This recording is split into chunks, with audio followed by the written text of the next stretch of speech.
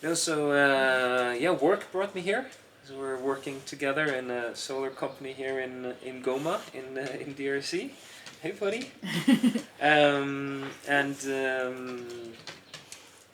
yeah, it's my first time to the DRC for some reason, but it's been a great pleasure to come here and see the culture and the people who live here.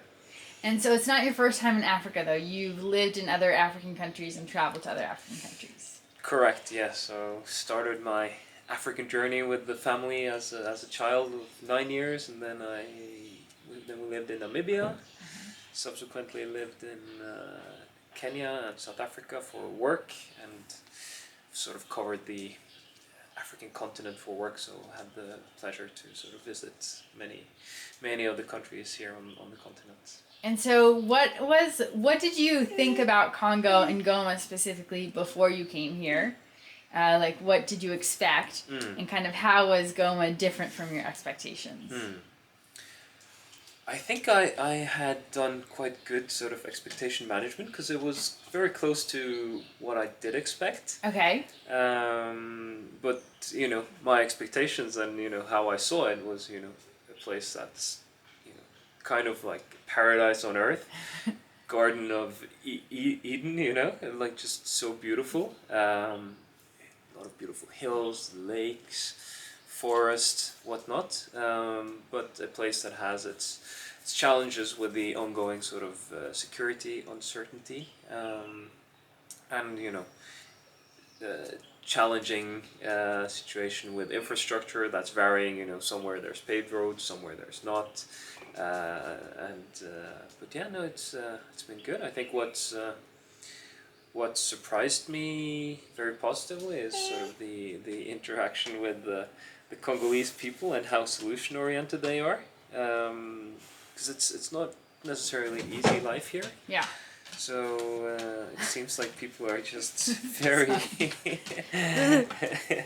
It seems like people are just very used to having issues and problems that they need to overcome, and they do so almost effortlessly.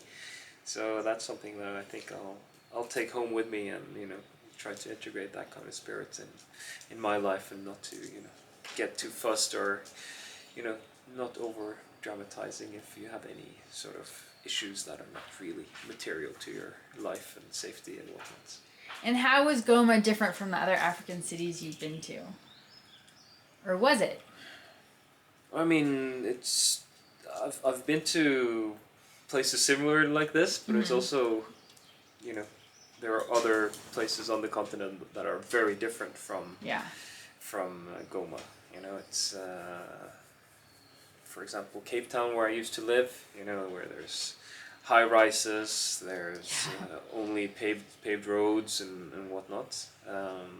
But also, been to out on the countryside in Uganda, for example, where there's very similar. I think what's interesting with Goma is that it's it seems like the population has sort of raced away. The size of the population has sort of raced away, and sort of the infrastructure of the city is like struggling to catch up.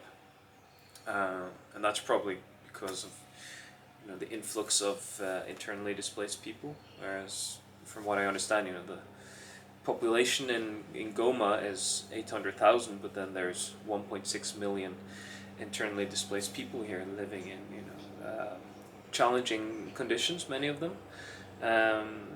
So it's not yet a permanent state, but it these people will probably relocate to Goma and have sort of a more permanent establishment and life. But I think this has happened so quickly that Goma is sort of lagging behind on the infrastructure side to be able to accommodate for a tripling in the population.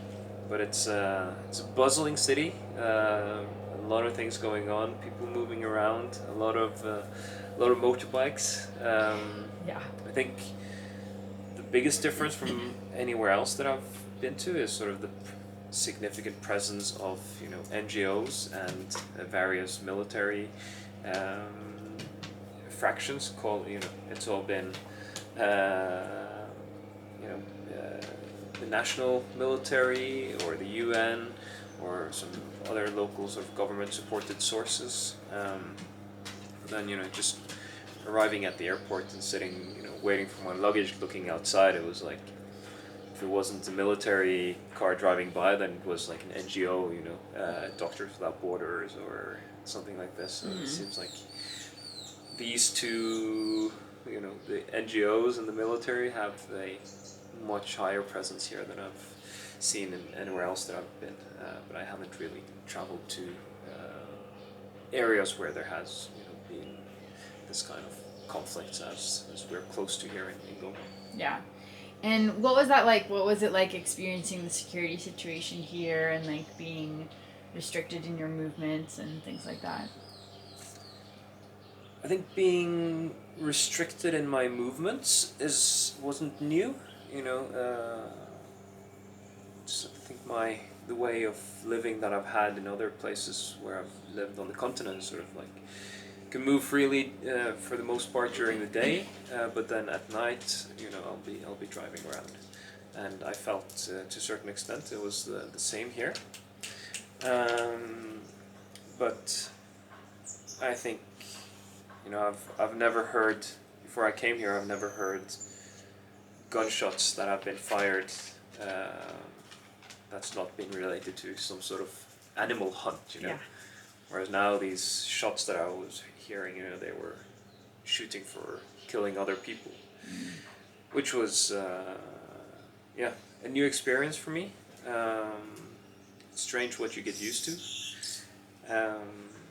but obviously, it's something else. But not to say that's not sort of, while I've been here, it hasn't been an ongoing shootout in the neighborhood.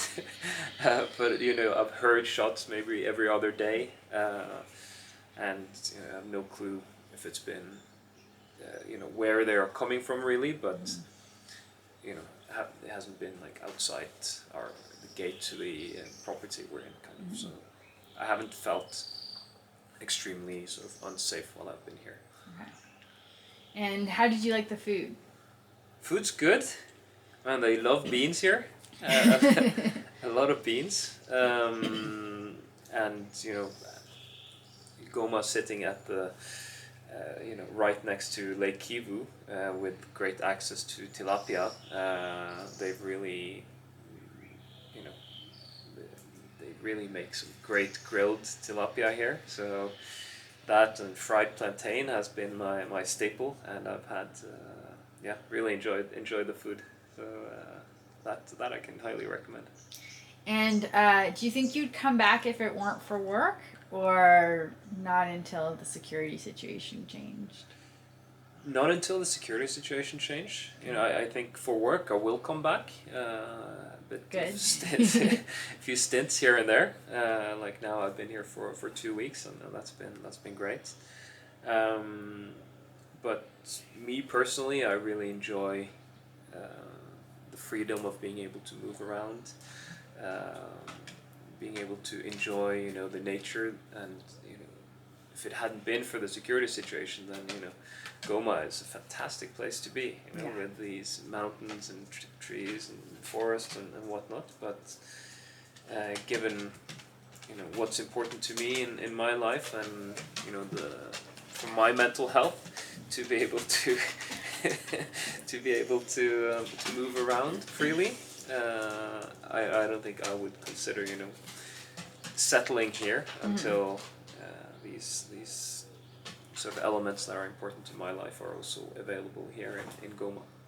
There's beautiful hotels and places you can stay close to the lake and relax and whatnot, but I think Goma and the area close to here has so much more to offer. So I really hope that things will change in the coming years. And what did you think of the marketplace? Did you find that an interesting experience? Yeah, the market was bustling. A lot of people in there selling all sorts of things. You had purses if that's what you wanted, fabrics, but also kitchen equipment, fresh fruit, fresh fish, fresh meat, and it was really cool to see all the fresh produce, and it was kind of like I wasn't expecting it to be. It was kind of like a market hall almost, and all of a sudden, you know, it looked like almost like a shop front, but then you walked in there and it was just like a maze of stalls opened up, and yeah, so that was really really cool and great to, you know, be able to have access to these kind of fresh produce so easily. Oh. And what is the one thing you think you'll remember about your time in Goma? I think I think there's two things. One is the people, as I mentioned, who are you know, just so positive and solution oriented, are not faced by any sort of problems that they face. Second is, you know, just this equatorial kind of rainforest climate. You know, sun's up for, you know, 12-13 hours per day, and living close to the lake, being able to jump into the lake at any time, and it's just you know, such a comfortable temperature. It's really nice, and these sort of ongoing thunderstorms at night, and you know, these sort of things I'll remember well going back home. So fond memories of the people and the place. Well, thank you for coming to Goma, Chris. Thank you. Thanks for having me.